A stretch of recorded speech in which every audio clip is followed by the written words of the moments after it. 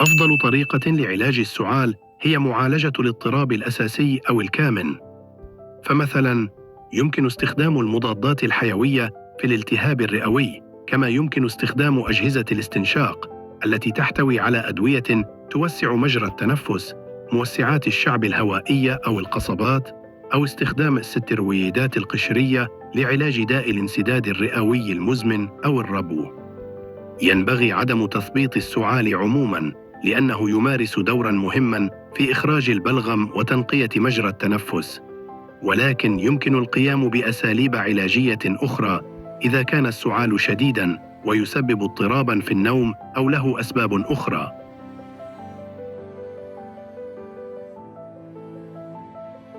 تنقسم أدوية السعال حسب طبيعته إلى ما يلي: مضادات السعال الجاف ومضادات السعال الرطب.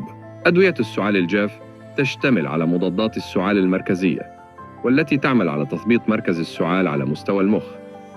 نجد في هذه المجموعة ما يلي: مضادات السعال الأفيونية، مضادات السعال المضادة للهستامين، ومضادات السعال الغير أفيونية والغير المضادة للهستامين. تندرج تحت مضادات السعال الأفيونية أدوية لها تأثير على التهوية التنفسية مثل لاكودين.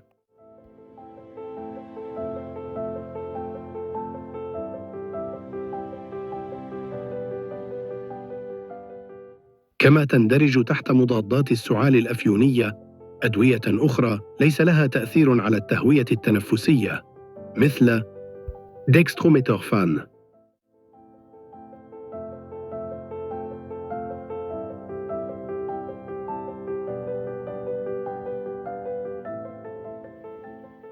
تعمل مضادات السعال المضادة للهستامين على تثبيط عمل الهستامين على مستوى المجاري التنفسية، والتي تتمثل في الحساسية والتهيجات، وبالتالي توصف هذه المضادات للسعال التهيجي والتحسسي، وخاصة الذي تزداد حدته ليلاً.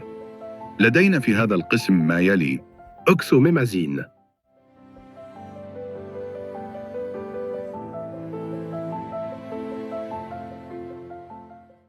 تعمل مضادات السعال الغير الأفيونية والغير الهستامينية على استرخاء الشعب الهوائية، نذكر منها أوكسيلادين،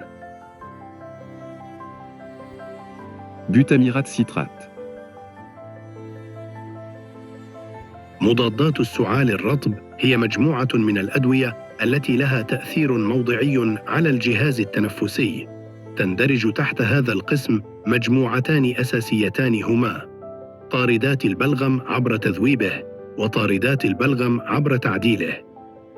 تعمل الأدوية المذيبة للبلغم على تكسير الروابط المتواجدة فيه، مما يجعل طرده أكثر سهولة. نجد في هذه المجموعة ما يلي: أسيتيلسيستين، كاربوسيستين، إردوستين، بروميكسين.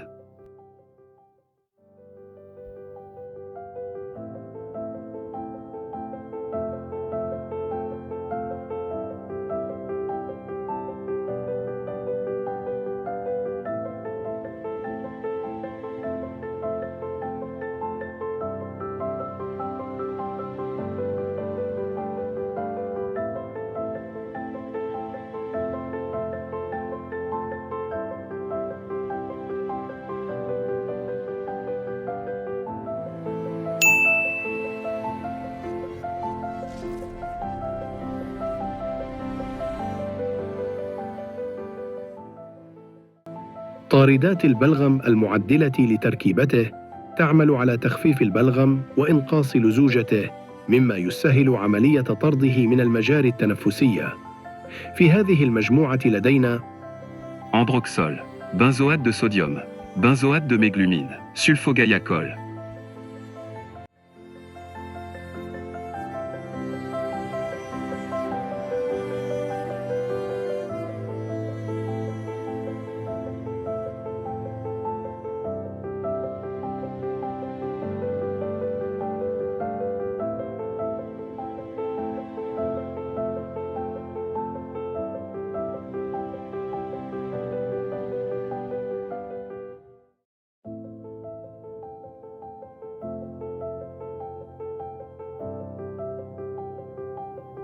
يتم استخدام عدد كبير من النباتات في علاج السعال، بعضها له خصائص مهدئة، والبعض الآخر له خصائص طاردة للبلغم، وخصائص مضادة لتشنج القصبات الهوائية أو خصائص مطهرة. من أهم هذه النباتات نذكر ما يلي: اللبلاب، يتم استخدام الأوراق الصغيرة والخشب من جذوع اللبلاب المتسلق القديمة في شكل مستخلصات أظهرت خصائص مضادة للتشنج وطاردة للبلغم مفيدة في حالات السعال الصدري. الزعتر، يتم استخدام الزيوت العطرية المستخرجة من أوراق وأزهار الزعتر لتطهير الجهاز التنفسي، ويعتقد أن لها نشاط مضاد للتشنج. الأوكاليبتوس، يمكن دمج الأوكاليبتوس في الشراب أو شاي الأعشاب أو مراهم الصدر لتخفيف السعال الجاف أو الصدري. يتم استخدام العسل الطبيعي وعدد كبير من النباتات في علاج السعال، ويعتمد استخدامها بشكل أساسي على التقاليد. بعضها له خصائص مهدئة، والبعض الآخر له خصائص مقشعة، تسهيل إخراج المخاط من خلال الجهاز التنفسي، وخصائص مضادة للتشنج، مكافحة التشنجات الشعب الهوائية، أو خصائص مطهرة. النعناع، يستخدم النعناع سواء كان النعناع الحلو الأخضر أو النعناع البري لعلاج أمراض الشعب الهوائية والسعال. الكافور، يتمتع الكافور بخصائص مضادة للعدوى وخاصة على مستوى الرئة.